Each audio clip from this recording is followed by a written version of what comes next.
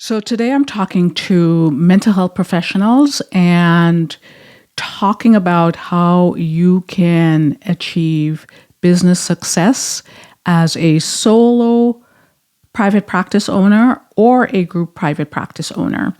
Now, I am Nathalie Caldera. I am a clinical psychologist in New York, and I grew my group private practice from one clinician to 34 clinicians. And I want to give mental health professionals, but I actually think that this information can also be very helpful to any business owner. So when you're starting a business, if you don't have that experience or knowledge or training in business, how to run a business, it will be exceedingly challenging, right? So sometimes people have family members or who have been business owners and can pass on this knowledge to them pretty easily. But most of us don't have a family member who can pass on very easily that business information. In my family, my grandfather was a business owner, but he died when I was 6 months old. So I knew about the stories of his business, but he was not there to teach me how to start a business, how to maintain a business, and, all the questions that are related to running and sustaining a healthy business. I have had my group practice now for a decade. So I feel like there are so many lessons that I've learned along the way that I'd love to pass on to mental health professionals who are starting this journey. And what I would say is the key to starting, like key number one, is business training. Add business knowledge.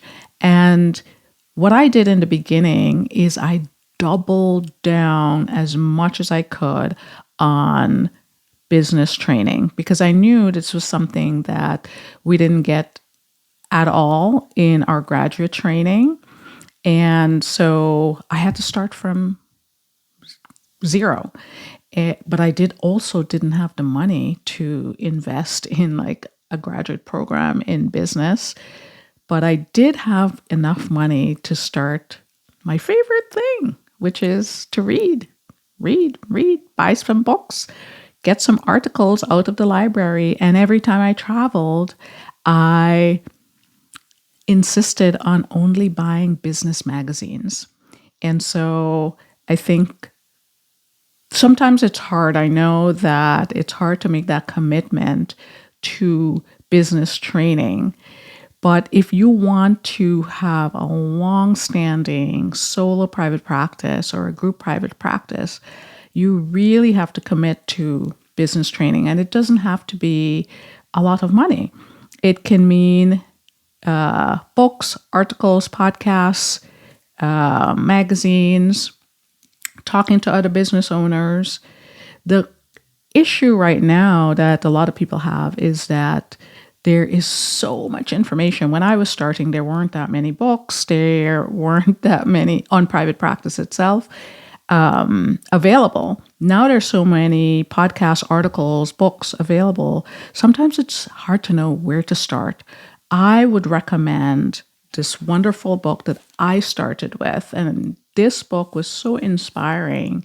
And it really led me to read more. It inspired me in my learning journey in terms of business knowledge.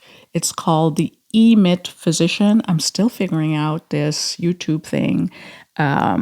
So I hope you can see it. It's called The E-Myth Physician by Michael Gerber. I'll talk a lot more,